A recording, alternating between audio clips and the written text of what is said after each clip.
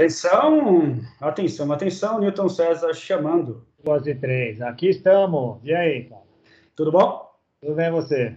Tudo bem também. Então vamos lá, né? Vamos começar aí mais um episódio de Contatos Insólitos, este de número 50. Olha só. A marca de 50 episódios. Efeméride, caramba! Com 268 inscritos. Porra, bom, tá bom, legal. Para o tipo de papo que a gente leva aqui, né, cara? Para o tipo de proposta que a gente tem, ainda é surpreendente, é muito. Se tivesse 2 pessoas interessadas, já seria bastante, né, cara? Mas vamos lá, cara. Então, o episódio de hoje, número 50, é a realidade consensual. Então, deixa eu explicar, como sempre, um pouquinho para você de onde veio essa ideia, né?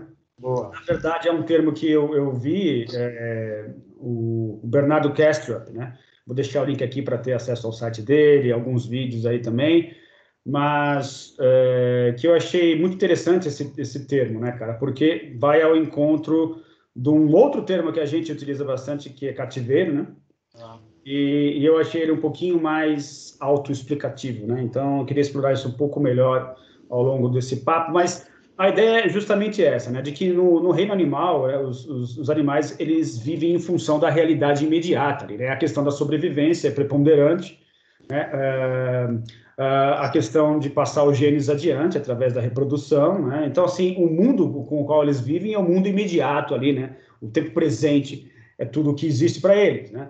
E o ser humano, também como um animal, se diferenciou muito a se organizar em sociedade, né, em tribos inicialmente, depois sociedades. A gente foi criando camadas de complexidade em cima dessa questão mais imediata da sobrevivência, que ainda existe, né, que não deixou de existir, porém com uma série de outras camadas fictícias que elas não estão necessariamente conectadas com esse reino natural, esse reino imediato da sobrevivência, né? Então, tudo quanto é tipo de conhecimento humano, né? Que vai de, né, leituras, a linguagem escrita, a linguagem falada, inclusive, né, cara? Que num primeiro momento a gente não tinha, né? E os animais também possuem formas de linguagem, mas não a falada, né? Matemática, filosofia, história, uma série de outras, economia, maneira de se organizar economicamente, tudo isso foram ficções que a gente foi criando camadas em cima de camadas, né? E quando a gente nasce nesse mundo, né, nós somos obrigados a nos adequar a esse fluxo histórico, inclusive, né? Já vem dando sequência, né, a uma história aí que a gente pegou o trem andando, né? E ao pegar esse trem andando, nós somos obrigados a nos enquadrar nisso, né? Então, isso é aquilo que eu tentei chamar no meu livro lá de cativeiro, né? Principalmente nos capítulos finais, né? Eu falo um pouco disso. E assim, eu acho que ela é muito interessante porque parte do ponto de vista de que o que tomamos por realidade é muito mais uma questão consensual do que tomar a realidade propriamente dita como tudo que existe disponível, né? Então, é muito mais uma questão de acordo, e aí você pode entender isso como também paradigma, né? Você trabalhar dentro de um paradigma socialmente aceito, né? Então, esses acordos, muitos dos quais são feitos inconscientemente, porque você nasce aqui, você vive dentro de um espectro da realidade em que as coisas funcionam dessa maneira, e as próprias pessoas reforçam as paredes desse cativeiro, ou reforçam essa ideia desse contrato que você assina, né, cara? Esse acordo estabelecido com, olha, isso aqui é real, tudo que foge disso aqui você esquece, corta, poda, ou é loucura, enfim, ou é motivo de dar risada. Qualquer que seja a reação que esteja além dos parâmetros conhecidos, a gente tende, principalmente, a ridicularizar, né? No melhor dos aspectos e nos piores, né? Partir para violência, partir para agressão, enfim. Então, cara, eu acho que esse termo realidade consensual traz muito subsídios para a gente levar um papo aqui hoje, do ponto de vista de entender que, inclusive, há uma realidade consensual em termos de percepção, né? Ou seja, temos um aparato biológico que ele é consensual porque são os mesmos sentidos. Biologicamente somos iguais, né? Praticamente, aí, sei lá, 99, não sei quanto por cento aí de semelhança entre nós, né, cara? Entre nós, seres humanos, independentemente de raça, enfim, somos praticamente idênticos, né? Então, o aparato biológico, os sentidos que possuímos, ele já nos traz essa carga de consenso, digamos assim, de forma que o que percebemos, teoricamente, captamos o mesmo sistema, ou a mesma realidade aí presente, né, de forma consensual. Mas, a partir daí, a gente constrói outras camadas de interpretação, né, daquilo que é capturado pelos nossos sentidos e mantemos esses acordos, né? Então, a vida é assim, você tem que agir de tal maneira, o seu comportamento ideal é este, a explicação para a realidade é essa, temos aqui a religião que nos diz que Deus é assim, e aí vamos estabelecendo esses consensos, né? Que, num primeiro momento, não é tão consenso assim, né? A gente meio que... as pessoas são enfiadas goela abaixo, mas o se adequar a esse mundo fica tão... de uma forma muito, tão concreta, que em outras palavras, como se você tivesse realmente consensado e acreditado que realmente essa é a única forma de você interpretar as coisas e não existe outra, né? Então, eu queria levar esse papo contigo, mais ou menos, por aí, de que forma que isso é formado, de que forma que isso acontece, e quais seriam as possibilidades de a gente começar a sair desse contrato, digamos assim, estabelecido entre aquilo que eu defini e você também definiu como real. Vale para a gente também, inclusive os nossos papos, né? Nós definimos aqui o que é real, tá, mas isso é válido até quando? Isso é temporário? Tomamos isso como uma resposta temporária? Ou não? Isso estamos levando como algo mais definitivo? Como é que a gente lidar com essa relação entre aquilo que nós captamos do ambiente, aquilo que nós utilizamos para interpretar esses dados, né? A forma que nós acordamos em relação a isso, né? Que seria também uma forma de você interpretar a realidade de uma forma consistente, né? O que dá consistência à nossa realidade, acho que são justamente esses acordos. Não necessariamente vejo eles como ruins em um primeiro momento, mas a cristalização deles, o apego a eles, a forma cega e, digamos assim, arrogante de encarar esses limites como definitivos, eu acho muito perigosa, e eu acho que a gente padece como civilização muito desse lado desequilibrado da balança, né? Então eu queria colocar essa premissa para você, esse preâmbulo aí, para que a gente comece a falar um pouco disso daí. Jogo nas tuas mãos. Vamos embora! Vamos nessa. Então, como sempre, eu preciso do meu papel aqui, porque eu vou te ouvindo, tem vários insights, eu acabo perdendo. Não esqueci de anotar, mas eu vou ver se eu me lembro. Bom, primeiro,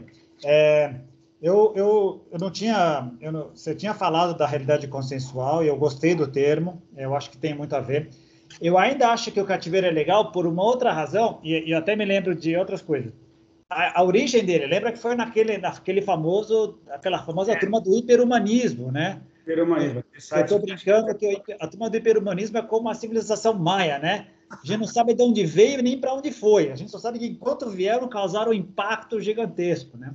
Verdade. A maneira como eles colocaram nos 4 textos do cativeiro é muito legal, né? Eu acho que é bacana. A realidade consensual, ela me pareceu uma ideia genial, mas muito voltado, se não totalmente voltado, para a parte cognitiva, do conhecimento, como a gente interpreta a realidade. O cativeiro, eu gostei da ideia, porque ele vai um pouco além. O leão, ele está vendo que tem um mundo fora da jaula dele, o macaco, a gente mesmo, a gente às vezes vê o mundo afora. Não sair da jaula, aí tem as razões. Incapacidade, ter nascido lá e não ter condição de imaginar o que pode ser lá fora, uma série de outras coisas que depois a gente pode ir, que vai além do cognitismo. Mas a ideia da realidade consensual, da maneira como você colocou na introdução, está genial. Eu fiquei pensando, enquanto você falava, não ia ter outra saída. A partir do momento que a gente chegou na consciência autorreflexiva, a gente ia acabar se distanciando das outras criaturas sencientes e acabar criando esse mundo que é não tangível, que é psíquico. A nossa psique cria mundos. Era normal que isso acontecesse. Para mim era normal, pensando agora contigo, né? O problema é quando era normal que fizesse parte do desenvolvimento. O que acontece? Estudando, e a gente está percebendo, vivendo, todo desenvolvimento tem um caminho ideal e o caminho real. E o caminho real necessariamente implica em disfunções, problemas no caminho. E quando acontecem os problemas, a coisa se torce, a coisa vai. Então, o que a gente tem conversado aqui, o que nos incomoda, e a todos que acompanham o canal, e todo mundo que quer transformar, puxa, por que que algumas coisas continuam erradas? Por que que algumas coisas, apesar de lógicas, continuam não prevalecendo? Por que que a gente não consegue se comunicar? Isto é, todas as disfunções que aconteceram. Agora, que seria esperado que a gente criasse instituições e sociedade, todas essas coisas, pelo nosso movimento? Seria. Mas, de novo, eu fico pensando, a gente vai acabar caindo no denominador comum que a gente chegou até agora, que sempre vai ser nível de consciência. Quem vai cair nessa armadilha do cativeiro e se manter no cativeiro e lutar por ele, vai ter que quem está embaixo da pirâmide. Ele não está enxergando outra coisa. Eu sei que eu já disse isso muitas vezes, mas eu estou consciente disso. A pessoa não está enxergando outra coisa. Então, ela não vai ver. Aí eu fui além. Encontrei, inclusive, um exemplo, estudando um pouco o Piaget na semana passada, exemplo das pessoas que não conseguem enxergar as coisas. Quer ver? O famoso experimento da bola do menino. Não sei se você chegou a ver isso, eu não tinha visto. Eu fui ver. Você pega uma criança de 3, 4, talvez até 5 anos e mostra para ela uma bola, metade pintada de verde, metade pintada de vermelho. Aí você começa a girar a bola, a criança de um lado, você do outro, você girando a bola.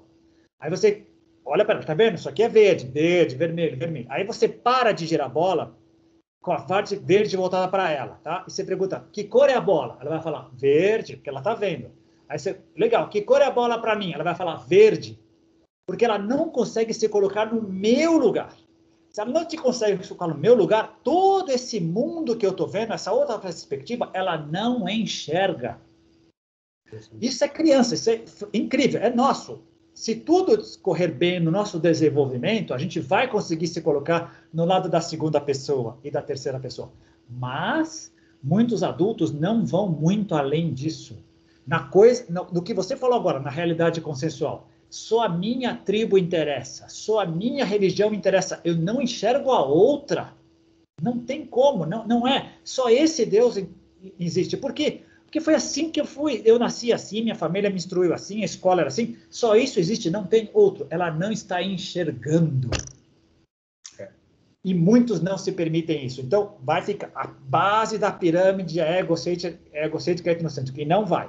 Aqueles que se atreveram a fazer os questionamentos, a fazer o que a gente tem feito, e todo mundo que assiste o seu canal, se incomoda em fazer as perguntas que incomodam, em sair do conforto, e às vezes, e param em alguns paradigmas também. Quantos de nós conversamos várias vezes sobre isso e podemos trazer esse tema agora à baila?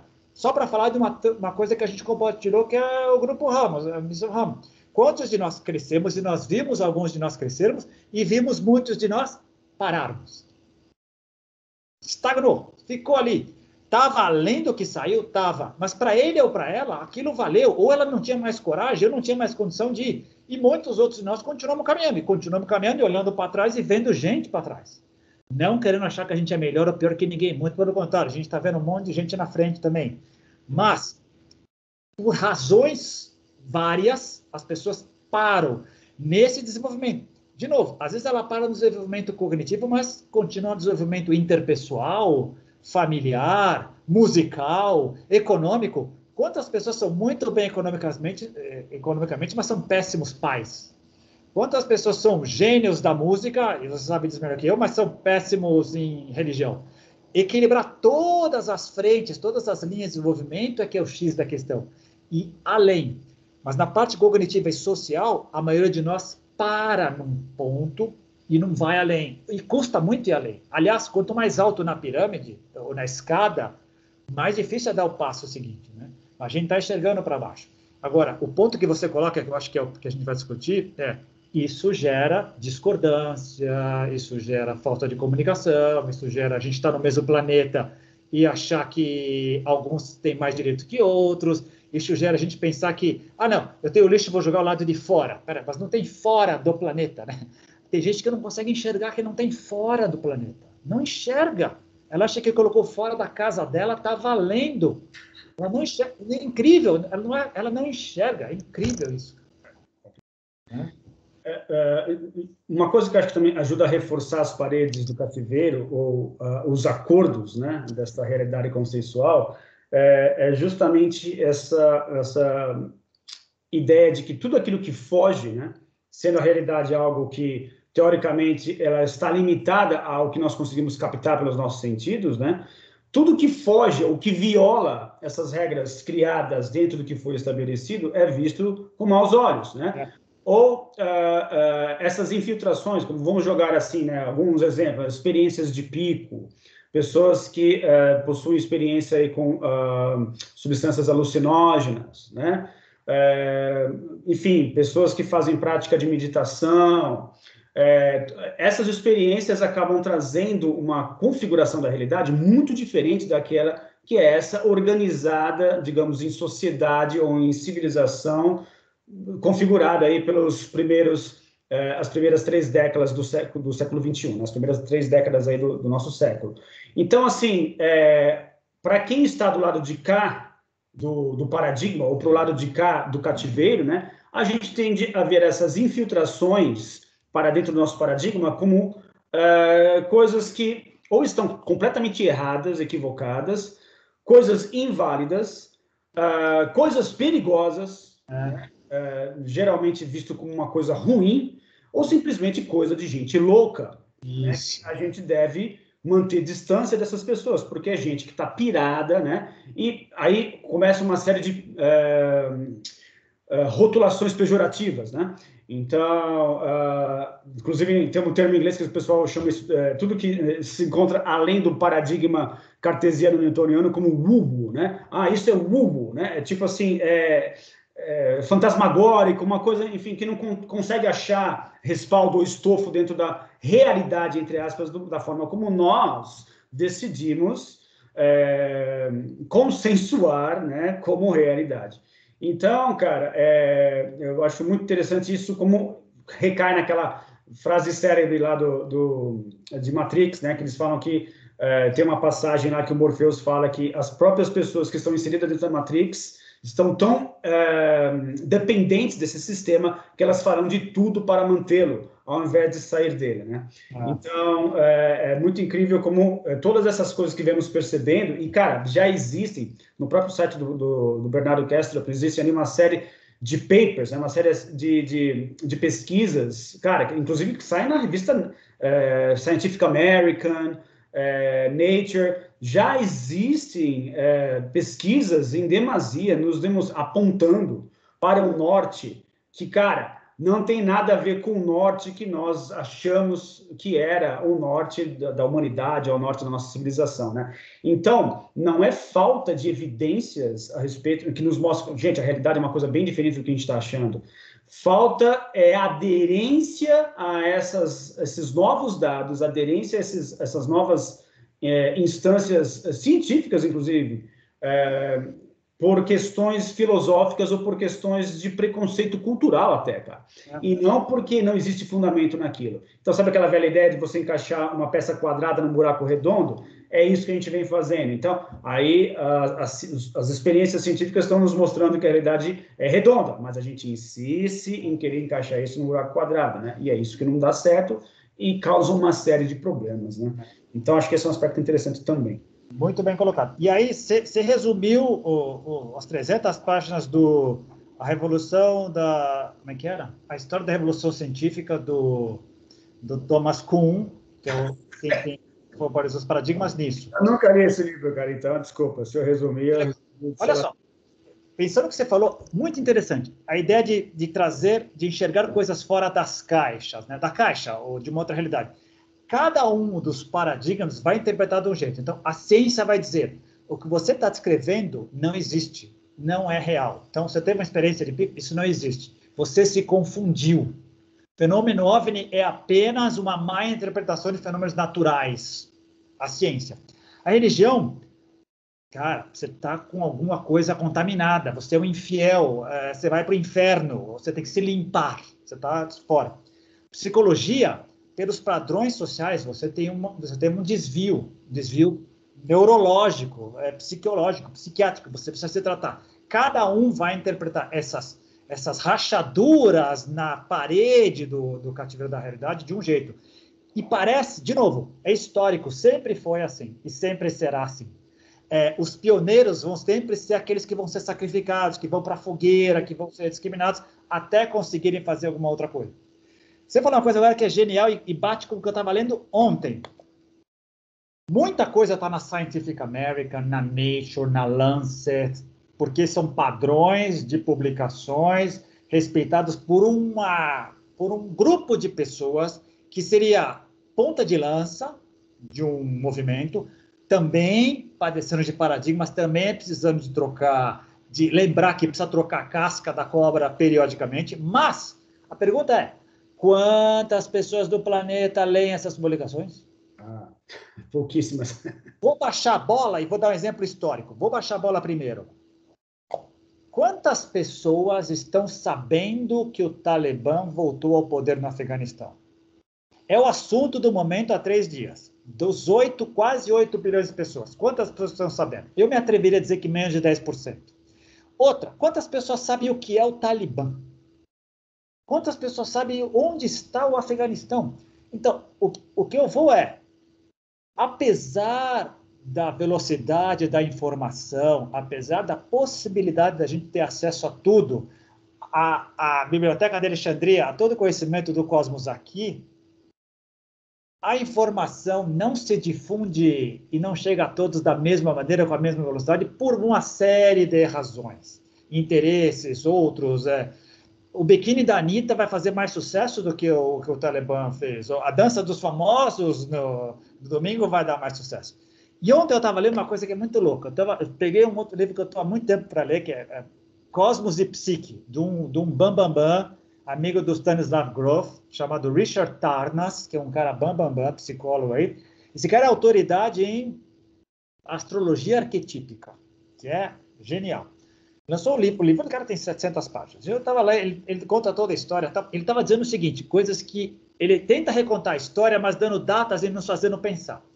Olha que louco. Entre a publicação do livro O Discurso do Método, do Descartes, 1637, e a publicação do livro do genial Isaac Newton, Princípios Matemáticos e Filosofia Natural, 1687, são 50 anos. Joga mais 50 anos para trás, Kepler, heliocentrismo e tal, em 100 anos, o mundo mudou. Totalmente. Quando Newton publica o livro dele, que ele fala, olha, funciona assim o cosmos, tal, quantas pessoas tinham consciência de que o mundo tinha mudado totalmente? Cara, ninguém. Eles se comunicavam por carta, era uma tribuzinha, porque primeiro tinha medo da Inquisição, segundo, porque tinha medo de ser roubada a ideia, as publicações eram muito complicadas, terceiro, podia estar errado, não tinha essa avaliação por pares que a gente tem hoje muito mais fácil.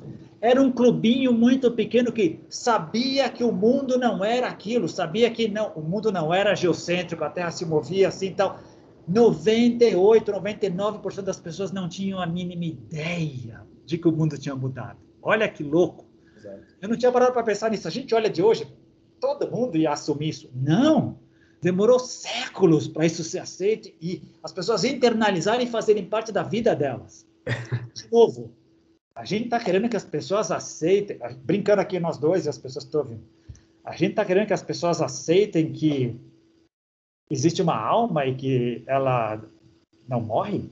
A gente está esperando que as pessoas aceitem que só existe um profundo que enxerga o mundo pelos seus olhos e os meus olhos e os olhos de todo mundo.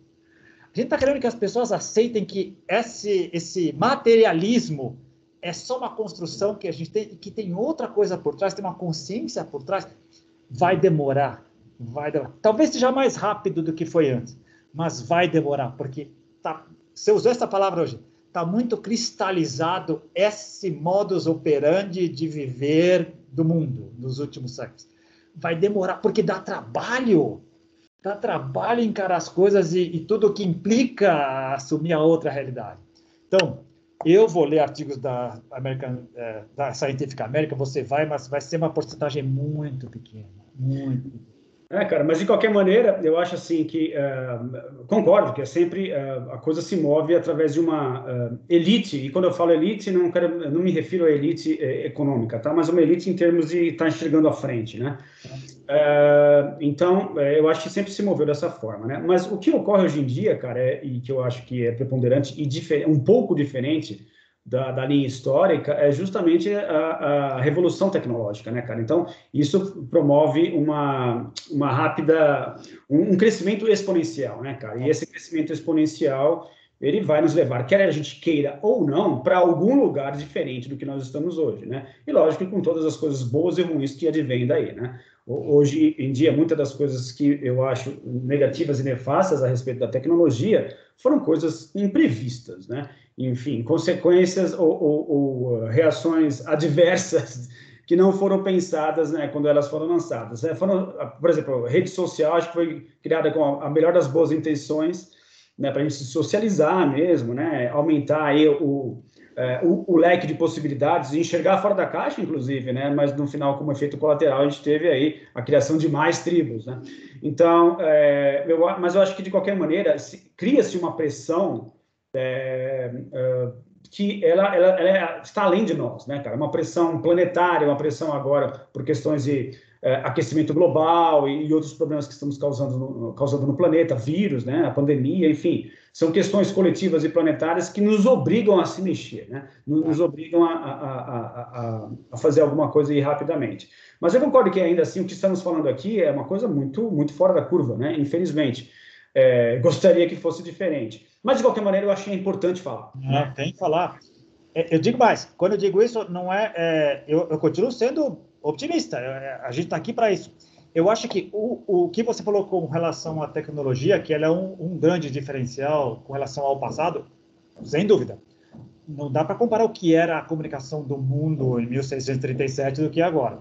Mas, para mim, tem um outro lado também que também vai fazer a diferença, que é o nível de consciência de uma parte da população. 20% parece que já é mundicêntrica. Esse 20% fez a gente engolir o ambientalismo. Sim. A gente engolir todo mundo hoje. Você queira ou não abrir uma empresa hoje, se você não incluir lá reciclagem, responsabilidade social, você não sobreviverá 2 anos. Tem que ser assim. E existe poucas pessoas, mas algumas pessoas já estão olhando o mundo de maneira cósmica, cosmicêntrica, ou como eles chamam, de maneira integral. Se chegarem a 10%, eu acho que elas vão decantar e vão fazer, então vai acelerar. Chegaremos lá. Eu vejo mais, você vê como, talvez, nas entrelinhas do que você falou, você diga assim, apesar do mundo ser como é, vamos fazer um canal como esse para fazer essa informação vir à tona. Eu diria mais, eu diria não. Pelo mundo estar como está, é que canais como esse precisam ser, porque faz parte dessa grande onda integral que está vindo aí. A gente acha que é pouco. Se você procurar, vai achar centenas e, se bobear, milhares e talvez dezenas de milhares de pessoas que pensam igual. O problema é que ainda dezenas de milhares, perto de 8 bilhões, ainda proporcionalmente pouco. Mas tem muita gente. Muita gente está lendo o livro do Castro. Muita gente está vendo Olha quanta gente vê as TEDs. Então, tem um movimento, graças à tecnologia. Então, é tecnologia e elevação de nível de consciência, nós estamos num mundo diferente. Agora, a briga é boa, porque a base continua sendo egocêntrica e etnocêntrica. E um outro exemplo muito legal. Se a gente não tivesse andado um pouquinho, com o conhecimento de armas atômicas e a grande maioria etnocêntrica, egocêntrica, a gente teria ido para o buraco, com certeza. Quem aliviou e quem conseguiu fazer a gente sair foi essa turma que veio em cima, que vamos todos para o buraco, e conseguiram arrefecer. Porque se dependesse só daquele cara que está lá embaixo, aquele cara lá embaixo é aquele cara que, armado num acidente de trânsito, ele vai atirar. Ele vai atirar. Um acidente de trânsito. Uma briga de vizinho. Então, essa turma, com esse nível de consciência armado, com um potencial de letalidade, ele causa estrago. E a gente tem isso hoje. Né? Muito, infelizmente. Um outro aspecto que eu queria abordar também, cara, é essa questão que contribui para a solidez das paredes do cativeiro, ou que contribui para que esse acordo, né, da realidade consensual permaneça forte, que é justamente a incapacidade de reconhecer os erros e a incapacidade de reconhecer os furos, né? Então, assim, nosso ímpeto por segurança, ele é tão grande, tão gigantesco, né? Porque, no fundo, nós sentimos muito medo, né, cara? Somos muito inseguros. Então, por fora, temos essa casca, né, de fortaleza, etc, né? Mas é uma grande mentira, na verdade, né, cara? Então, assim, nós mentimos para nós mesmos, em primeiro lugar, e depois mentimos para as pessoas ao redor, né, cara, a respeito dessa segurança toda. Então, reconhecer as falhas, reconhecer as rachaduras, que não são poucas, das paredes desse cativeiro, né, ou das falhas que existem nesse contrato que fizemos entre eu e você, não dá para reconhecer, ou seja, eu não vou reconhecer isso, não, porque nosso sistema é perfeito. O jeito que nós nos relacionamos não tem igual. Ou seja, as bases que nós estabelecemos em relacionamento aqui entre eu e você são lindas, né? Não está tudo bem, não tem nada de errado. Então, assim, eu falo isso desde a relação entre amigos, passando por relações entre casais, enfim, grupos de pessoas, e, inclusive dentro do paradigma predominante da nossa civilização, onde acordamos que as coisas funcionam assim. Então, não mexe. Por quê? Se mexer, vai demonstrar que, opa, mas tem muita falha, e isso dá trabalho, né, cara? Eu não quero ver essas falhas. Para começo de conversa, eu não quero ver as falhas que existem dentro daquilo que já está estabelecido. O quê? A forma como nos relacionamos com a natureza, por exemplo, né? Essa é uma realidade incômoda, não vou mexer. As falhas que são estabelecidas nos meios de produção, na forma como eu estabeleci o meu negócio, que ele é baseado em muitas outras falhas, ele é baseado em muitos outros princípios que eu não quero mexer, porque se mexer eu vou ter que alterar o meu negócio. E muito menos ainda vou reconhecer as falhas que existem dentro de mim, porque não, vai dar um trabalho dos diabos. E se eu mostrar para mim o que eu realmente sou para os outros, ninguém vai gostar mais de mim, porque eu sou falho, porque eu sou egoísta, porque eu tenho meu lado sombra, e ninguém pode ver isso. Então, assim, existe uma falta generalizada de reconhecimento dessas falhas, né? A própria ciência também tem isso, né? Ou seja, onde as falhas são apresentadas, os buracos existem, opa, é porque isso aqui a gente ainda não entendeu direito, mas vamos manter, mas olha, tem um dado aqui que viola violentamente essa teoria. Não, mas essa teoria ela é um pilar fundamental, né? Ou seja, até os termos utilizados, né, que nem da teoria da relatividade, né, que como é que é o termo, cara? Agora esqueci, acabei leis fundamentais, não é isso. Enfim, acabei esquecendo, cara. Mas, assim, a terminologia utilizada é muito no sentido de, olha, leis imutáveis. Imutável, né? É imutável, ou seja, você não vai mexer nesse pilar, esquece, né? Quando, na verdade, já existem evidências de que, por exemplo, antes do Big Bang ou dentro de um buraco negro, isso não tem validade alguma, né, cara? Sem falar que em outras circunstâncias também, da realidade, na própria física quântica, por exemplo, né, se você for estudar, ou conseguir estudar, que é uma coisa muito difícil, eu concordo, né, a gente vai perceber que quanto mais fundo se vai no entendimento da física quântica, menos sentido faz todo esse teatro que a gente criou, dizendo que a realidade material tem substância por si só, né, que não existe nenhuma consciência que dá fundamentação para isso, etc, né? Então, eu acho que passa por aí, já que o tema é a realidade consensual, como é que a gente reconhece esses buracos, como é que a gente reconhece essas rachaduras e, ao invés de rechaçá-las, opa, vem aqui e vamos conversar, porque isso está apontando para o norte que a gente não está considerando. Não, bem colocado. Pô, várias coisas aí legais, que você me fez lembrar algumas coisas. Primeiro, a parte da ciência, né? Essa resistência a assimilar as novidades que estão vindo.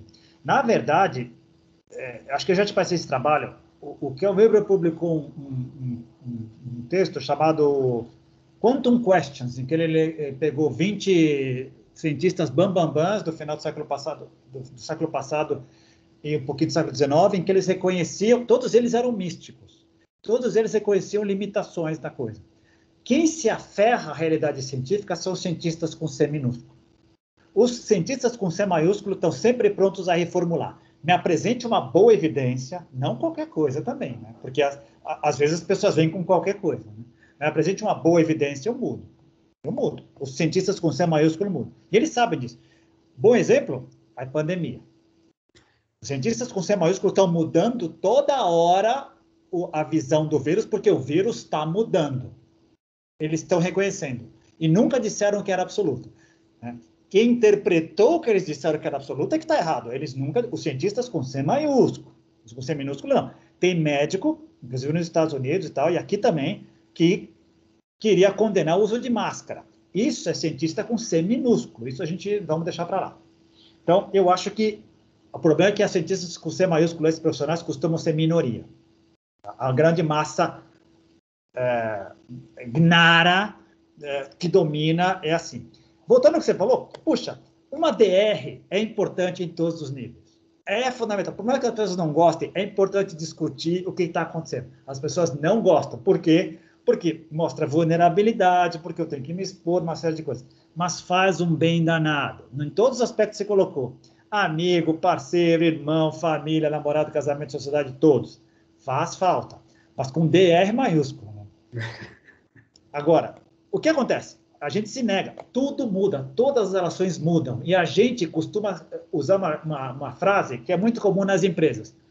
Foi sempre feito assim. E sempre funcionou. Vai mudar para quê?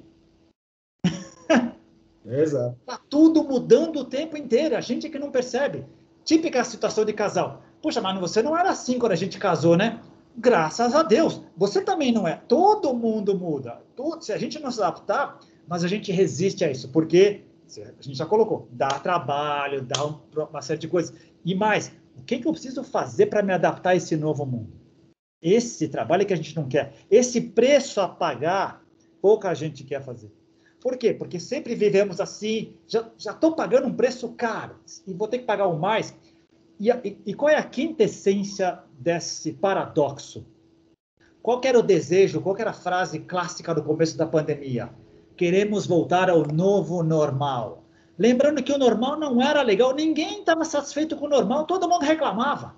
Todo mundo reclamava. É quando viu que a coisa virou um cativeiro de verdade, um lockdown, aí o normal era legal, né? Era legal. Não era. Não era. Mas, olha, quando a gente tem uma comparação, né? Ficar preso em casa, aí sim a gente viu o que era bom, né? Como você costuma colocar, como era bom poder abraçar, ir para um bar, né? Era ruim?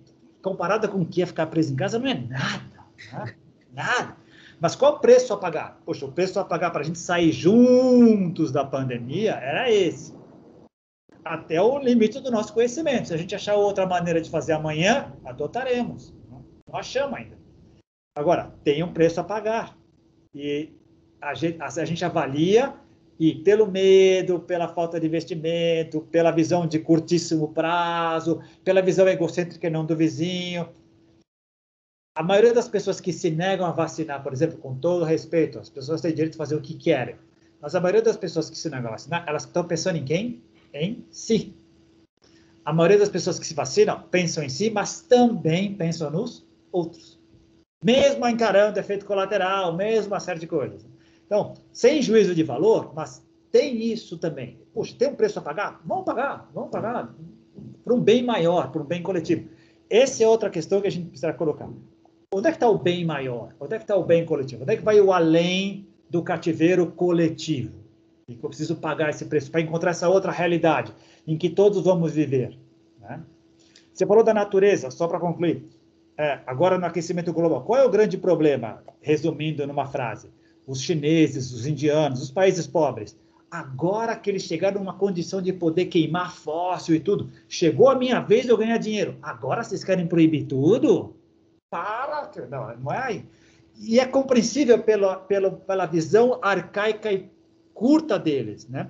Eles não estão enxergando que, não vai ter planeta para nenhum de nós. Não é que os ricos estão querendo sufocá-los, não. Eles já perceberam que eles erraram e nós vamos para o buraco se não mudar. Aí que está o discurso e criar pontes para poder fazer com que todo mundo entenda. Não tem planeta B. Exatamente. Não tem planeta B. Né? Apesar de seu amigo Elon Musk estar de olho em Marte lá, ainda não é um planeta B. E não é assim que vai funcionar.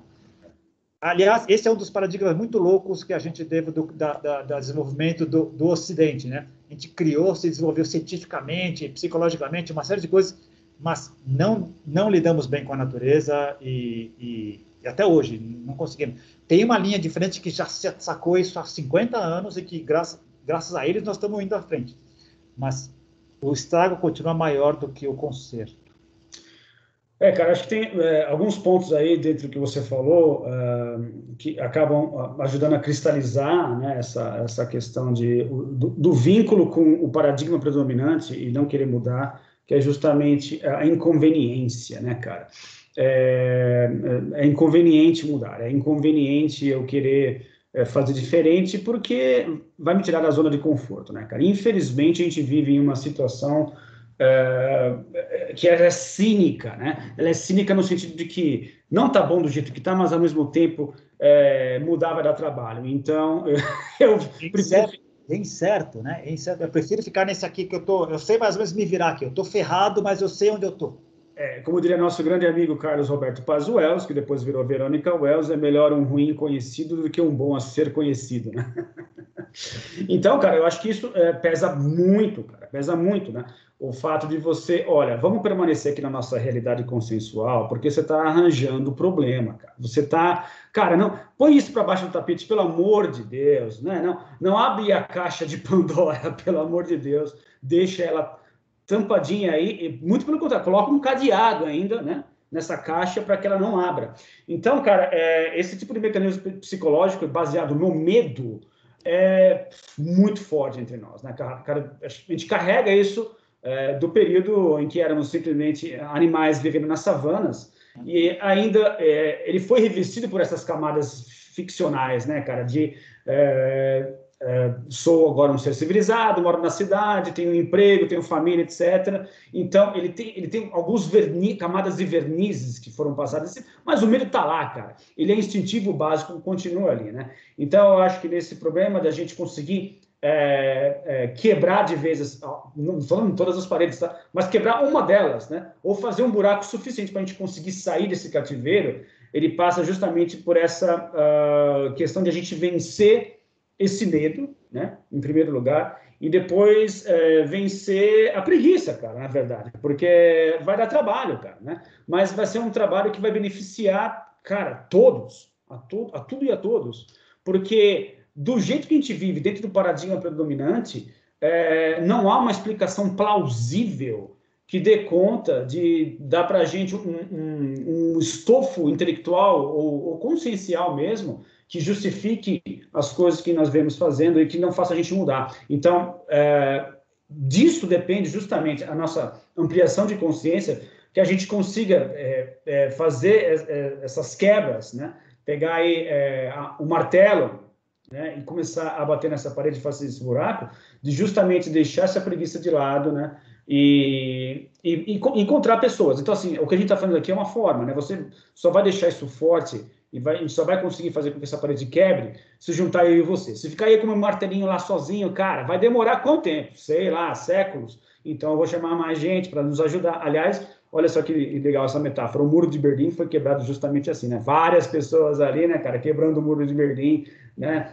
Fazendo força até derrubar tudo. Então, assim... Só para completar, e muita gente olhando, quando é que a polícia vai interromper esses caras? Não estão vindo, não vem ninguém, e tem mais gente. Vou eu.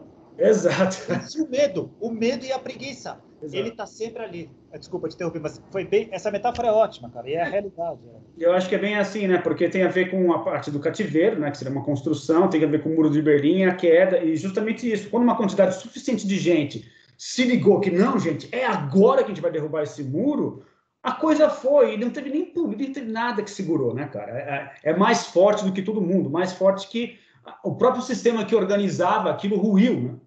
Simbolicamente, com aquela queda do Muro do Berlim, né? E eu acho que nós precisamos fazer isso agora em termos civilizatórios, né, cara? Em termos de paradigmas, em termos de você viver dentro de uma realidade cuja explicação atual não consegue dar conta da vida que temos, né? Muito pelo contrário, é prejudicial. Então, precisamos de um novo paradigma muito mais ampliado que abarque, aliás, é um tema de um outro que eu estou preparando aqui, um outro episódio, que é a abordagem inclusiva e não a abordagem exclusiva, né, cara? Depois eu vou explicar isso melhor. Vou achar um nome melhor para isso, que o título não está bom. De qualquer maneira, cara, eu acho que é isso. Então, a preguiça e o medo, né, cara, de você ser... Você falou no começo desse papo, né, cara? De você ser um pioneiro, né, e ser jogado na fogueira, né, cara? Porque você iniciou um processo e aí não tinha gente suficiente para fazer força junto contigo, né? E hoje a fogueira é a tua reputação. Acabam com a tua reputação em questão de minutos, virtualmente. Você está liquidado. Você não consegue sair do bairro sem ser reconhecido e humilhado. É incrível, né? Agora, cara, tem várias coisas aí muito interessantes. A metáfora do muro de Berlim é legal e acho que eu vou reforçá-la com a ideia da preguiça e do medo, que nos acompanham desde sempre das cavernas, das savanas e tal. O medo sempre da morte, o medo do desconhecido, o medo de perder a vida, e a preguiça de mudar, porque implica investimento de energia, investimento implica risco. Sim. Então eu volto atrás. Sempre teve ali. Um bando de soldados com metralhadoras foi capaz de segurar durante 50 anos 5 milhões de alemães. Depois 10 milhões de alemães. Quando eles se tocaram, se a gente for todos, esses caras não vão segurar a gente, eles vão matar os primeiros da fila, mas não vão. Historicamente sempre foi assim. Na hora que eles foram, os soldadinhos largaram as armas. Não tinha como, né? É assim que funciona. E aí que vem a palavra revolução, que teoricamente deveria ser só assim, mas ela leva adiante, né? E parece que a gente se move assim, a gente se mexe como sociedade por meio de revoluções científicas, espirituais, uma série de coisas, que implica em pioneiros que estão enxergando coisas que a maioria não está enxergando, mas, que eu acho mais importante, que a gente não falou ainda hoje, que é fundamental, mas eu sei que você gosta muito desse termo, não só estão enxergando coisas que os outros não estão enxergando, estão experimentando coisas que os outros não estão experimentando, que é mais legal, mas não conseguem passar isso para os demais, não conseguem descrever isso, né? Então, eles vão ter que esperar que uma turma venha para que gere o mínimo de pessoas, como a turma lá da Revolução Científica, para que depois se estabeleça, olha, é assim. Aí os outros vão se acostumando aos poucos, mas é assim, desculpe, a Terra gira. Desculpe, vou fazer o quê? Eu sei que você não sente, mas a Terra gira. E tem uma série de outras coisas. E aí vai. E aí nós vamos chegar no ponto de por que o medo e a preguiça ainda nos seguram tanto.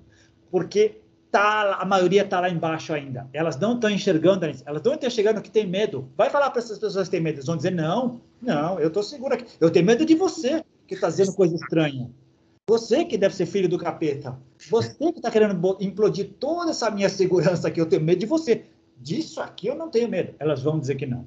E vão ter a preguiça. Me esforçar para quê? Se isso aqui está bom. Eu já me esforço todo dia. Quantas pessoas você conhece que dizem para você, eu adoro o meu trabalho. Eu tenho orgulho da minha profissão. Dá para contar nos dedos da mão esquerda de um ex-presidente. A maioria das pessoas não é... Lembrei agora o que eu anotei aqui que eu queria falar para você. Uma das maneiras de se medir esse grau gigantesco de insatisfação pessoal e social é quantos de nós, dos 8 bilhões, somos felizes? Não somos. Mesmo aqueles que somos independentemente, se estamos um pouquinho além e olhamos para o lado e vemos um monte de gente feliz, não dá para ser feliz assim. Então, como sociedade, não avançamos. Esperava-se que fôssemos avançar. A tecnologia nos proporcionou um monte de coisa. Nos tornou mais felizes? As redes sociais, como você falou no começo, a ideia era genial. A ideia era genial. Nos tornou mais felizes? Você mencionou na semana passada um grupo de pessoas que se auto-intitula e é reconhecido como os haters, quer dizer, gente que se nutre em odiar os outros, e odiar por coisas mais banais, por inveja, por ciúme, por não ter o que fazer, porque dá ibope, porque ganha dinheiro. Nós não somos mais felizes. E você falou uma coisa legal, a gente vive numa ilusão muito legal. Eu sou infeliz, eu sei que você é infeliz, mas eu posto uma coisa que eu finjo que acredito, você finge que acredita, eu finjo que acredito. A gente finge que está tudo bem, mas no fundo a gente sabe, lá no fundo, na hora de dormir, que droga que é a minha vida, que droga que é isso, né? E aí que tá. Quem está enxergando isso de cima precisa criar pontes e ajudar essas pessoas a levantar. Um erro que eu cometi, e hoje já não cometo mais, cometo outros, não vai conversar com essa turma sobre espiritualidade, não vai falar sobre experiência de pico, eles não estão enxergando. É a bola verde, ele não está enxergando o lado vermelho da bola, ele não está. Nós temos que criar outros mecanismos para que ele cresça, para que a gente possa começar a dialogar. Enquanto ele não vier, nós vamos ser inimigos, nós vamos ser o capeta, nós vamos ser o incendiário, o hacker do sistema, o Morpheus. Mas, cara, uma coisa que eu queria abordar, inclusive, já nesse finalzinho aqui, que eu menciono, inclusive, no descritivo do vídeo, é justamente esse aspecto do risível, né? Para essas pessoas que você acabou de mencionar, qual que é a atitude mais comum decorrente da colisão com algo que viola completamente todos os seus paradigmas? Eu vou dar risada, né? Ou vou tirar sarro, eu vou menosprezar aquilo, né? E, cara, isso gente de grosso calibre faz, tá? Você mencionou esse exemplo, mas tem gente, por exemplo, os cientistas com C minúsculo, né, fazem isso, né? Então, quando uma coisa viola muito todo aquele conhecimento que foi árduo, eu reconheço, foi difícil, às vezes é uma vida inteira de estudos, vem algo que viola aquilo completamente, né? Algum evento qualquer que viola aquilo por completo. A minha única saída, eu vou tirar sarro. Por quê? Eu não posso admitir que toda uma vida de sacrifício tenha sido em vão com algo que chega aqui e quebra todos os meus paradigmas, quebra toda uma construção que eu fiz a duras penas aqui, né, cara? Então, eu vou tirar sarro e vou ridicularizar.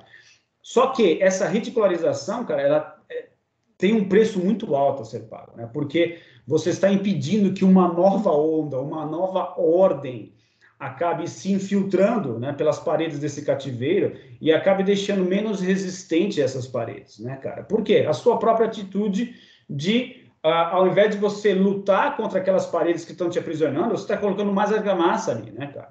Então, eu acho que esse é um aspecto psicológico muito interessante a gente analisar aqui, né? Por que as pessoas tiram sarro?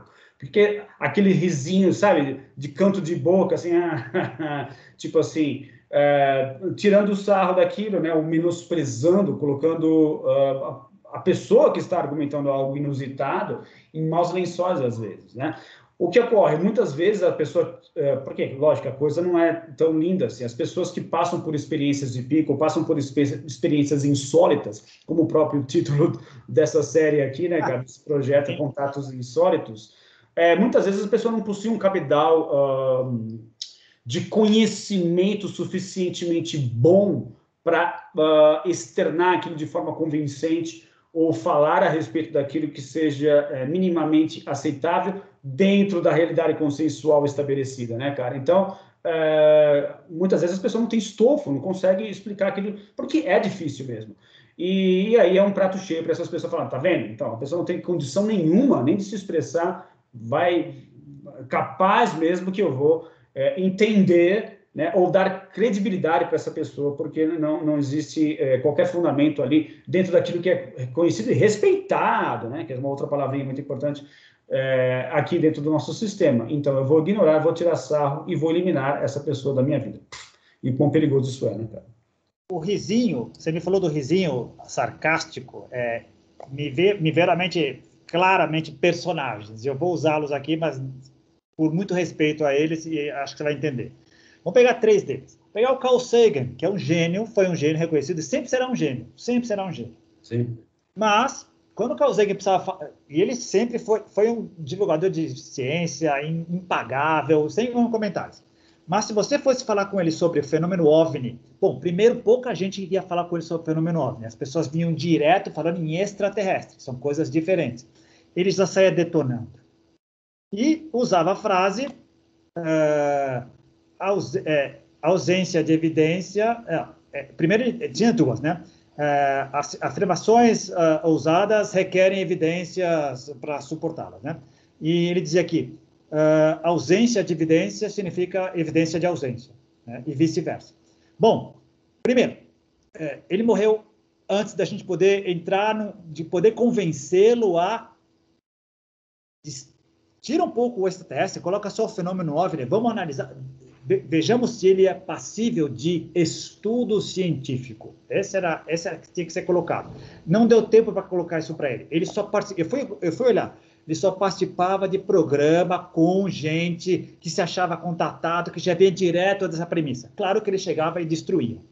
Vamos pegar o seu amigo Neil deGrasse, que dá essas risadinhas. Ele dá essas risadinhas quando vem a coisa. Até hoje.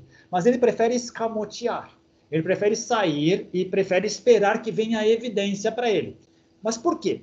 O que eles todos têm em comum? Depois eu vou chegar no Michio Kaku. Construíram uma carreira a duras penas e com muito mérito durante décadas. Fazer esse castelo ruir custará muito a eles. Michio Kaku, no começo da carreira, também dava essa risadinha. Hoje, ele é chamado para os programas quando acontecem coisas. Ele não ri mais, não. Ele diz, não sei o que é. Merece investigação. Já é um passo. Sim. É o que todo mundo quer, que mereça investigação. Que aquele resíduo pequeno mereça investigação. Ainda que a gente chegue no final e diga, olha, na verdade eram mesmo fenômenos que a gente não entendia, bárbaro, mas nós investigamos e chegamos lá. Mas não ridicularizar. Esse é só um aspecto, o fenômeno OVNI visto da ciência. Né? Tem vários outros, mas esse é um. Então, essa risadinha vem clássica dali. Né? Agora, tem cotas de responsabilidade. Quem está aqui estudando o fenômeno OVNI, que saiba se colocar. Saiba colocar a coisa como um fenômeno que merece explicação científica. Não, olha, são ETs, vêm de Alpha Centauro, eles estão aqui para isso, e vocês são todo um bando de idiotas, e vocês vão... Se vem com esse discurso, não há como ter diálogo mesmo. Sim. É uma falta de respeito de ambos os lados, né? Não tem como. Né? Porque não consegue enxergar a forma como há um abismo entre ambas as instâncias, né? E precisamos construir pontes, né? E não vales, né? De vales já estamos cheios. Então, assim, para construir essa ponte é necessário realmente esse esforço, não tem como. E a ciência, aí a ciência. Então, vamos para outras áreas, vamos para áreas sociais, humanas, psicólogo. Eu vivi uma experiência extraordinária, eu me senti um com a Terra. Eu sei, psiquiatra, que você me acha louco, mas, cara, faz comigo um exercício, vamos meditar comigo. Olha, e esses 10 mil que estão aqui, faça outros exames. Não me rotule como louco antes de examinar o meu passado, o meu espectro, tudo que eu passei por aqui. Vamos revisar isso que é louco ou não? Esse é um aspecto, né, que a gente colocou hoje. Religião. Cara, eu tive uma experiência divina. Eu não preciso de você, padre intermediário. Com todo respeito a você, cumpra o seu papel, mas eu não preciso de um intermediário. É possível ter uma relação em Deus com segunda pessoa sem você, padre. É possível. Aliás, padre, se você tem, por que eu não posso ter? Exato. É porque você é celibatário? Então, tudo indica também como a gente estabelece o diálogo. A minha experiência tem mostrado que os diálogos começam mal. Então, eles tendem a não frutificar. Né? O que a gente tem fazer aqui, essa ideia de ponte, vamos abrir o leque, mas tentar encontrar uma maneira sem ridicularizar, sem menosprezar, reconhecendo que tem limites em tudo, inclusive no limite do que a gente está falando, no nosso limite de conhecimento. Nós estamos presos no nosso cativeiro. Mas acho que tem um outro fator aí, cara, que é muito fundamental nessa criação dos vales, ao invés das pontes, entre essas duas instâncias, que é justamente uma alegação, eu acho que é uma alegação muito válida da ciência que... enfim, o mundo que compartilhamos aqui, essa realidade consensual, ela é consistente. Ou seja, eu e você enxergamos o mesmo carro que está passando ali na nossa frente, ele é vermelho, tem 4 portas, é bastante consistente isso, né? E o fato de esses relatos estarem muito espalhados e não serem trabalhados em laboratório, passa a impressão de que não há consistência entre eles, né? Eu vejo... ou eu sinto uma realidade interna ao fazer uma meditação que não possui correspondência com a meditação que um outro cara do outro lado do mundo fez, etc. Porém, não existe um programa de catalogação disso, ou uma forma de você fazer as mesmas experiências e tentar verificar se você enxerga as mesmas coisas. Porém, o próprio Castor menciona isso várias vezes, que as pessoas que passam por experiências com alucinógenos, existem muitas similaridades entre elas, por mais que as pessoas que não conhecem muito essa história toda tendem a falar que são simplesmente viagens, né? São trips, e aí cada um passa por uma experiência. Porém, além desse nível rasteiro, é possível sim você catalogar e perceber que há consistência também nessas vivências. Né? Então, se há consistência, é um indicativo também de que, opa, peraí, tem algo aí que é importante, como você mencionou a respeito do fenômeno OVNI, que não dá para descartar, não dá para ignorar, dizer que isso é alucinação. Existe algo para além dos sentidos físicos que merece ser estudado, que merece ser ampliado, que merece ser explorado decentemente, né, cara? E justamente porque há consistência entre vários desses dados. Não é tudo, é como o fenômeno OVNI, não é tudo que você leva em consideração. Não estou falando para a gente simplesmente considerar tudo que é dito por aí como real, não é essa a questão, mas existem padrões, existem consistências aí que merecem e que só não são levados em consideração justamente por causa desse preconceito que existe, porque dentro do nosso paradigma consensual, a nossa realidade consensual, decidimos que isso não existe. Aliás, bem colocado, isso vale também para... A gente pode até depois continuar a conversa, porque a gente não vai ter tempo. Do nosso lado também, grupos de contato, grupos AMA, a gente também construiu o nosso paradigma e a gente, por muito tempo, tinha um discurso equivocado. Vocês estão tudo errado. Vocês estão tudo errado. A realidade é essa. Quando tudo parte do princípio de... Talvez a chave seria outra. Começar o diálogo, o que nós temos todos em comum? Legal, então vamos passo a passo. Olha, esse aqui está dizendo que tem uma coisa além. Vamos tentar estudar junto? Que maneiras, com que ferramentas nós vamos usar? Mas a gente costuma partir da coisa errada. Eu estou vivendo isso, eu estou experimentando isso, você não está experimentando, você está errado. Eu quero botar a goela abaixo. A gente também cometeu esse erro. E todos nós, em grupos, em tribos, fazemos isso, né? Então vai ser muito difícil. Vai ser muito difícil se não partirmos do denominador comum. Legal. Pegando o teu exemplo, o carro vermelho está lá assim, nós estamos vendo, beleza, mas não é só isso. Você está vendo a rede de televisão? Não, mas ela está aí circulando, né? Então, vamos além, vamos ver como é que funciona, vamos estudar. Esse aqui é a temor das pessoas, vamos estudar, vamos... As pessoas tremem. Cara, eu acho que também tem muito o senso de perda de tempo, né? Eu acho que isso conta bastante também, né, cara? É muito arriscado, eu vou perder meu tempo precioso com algo que não existe, porque a gente já parte desse princípio, ou desse preconceito de que tudo isso é bobagem, né? Então, por que eu vou perder meu tempo com isso? Quando, na verdade, não é bobagem não, meu amigo. Vamos ficar espertos em relação a estarmos já participando de uma realidade da qual não temos conhecimento. Então, isso nos traz uma série de benefícios que a gente não tem nem noção ainda, né? E vai ser, como eu falei lá, uma das grandes frases do Jorge Trópoli, vai ser uma daquelas pessoas às quais as coisas acontecem, e não da turma das pessoas que fazem as coisas acontecerem, né? Exatamente. A maioria ainda está naquela, a vida é sacana comigo, a vida é assim comigo, o mundo é assim, né? Não, você é ativo, você é um tripulante da espaçonave Terra, ainda que você não reconheça a espaçonave, a Terra como uma espaçonave, você como um tripulante, você é. Se você é efêmero e não está fazendo o teu papel, putz, nós todos estamos perdendo. Esse é o problema, todos estamos perdendo. Bom, nós não perdemos aqui com uma hora de papo, que foi muito bom, passou super rápido. Então, eu queria agradecer mais uma vez a você, Newton, pela presença aqui, sempre muito enriquecedora dos nossos papos. E também agradecer ao pessoal que acompanha o canal. Então, pedir para aqui, né, por favor, se inscrevam no canal, curtam o vídeo, façam seus comentários, que isso vai ajudar a gente a crescer. Cara, muito obrigado mais uma vez. A gente se vê no próximo episódio. Grande abraço. Valeu, Roberto. Grande abraço. Valeu. Tchau. Tchau, tchau.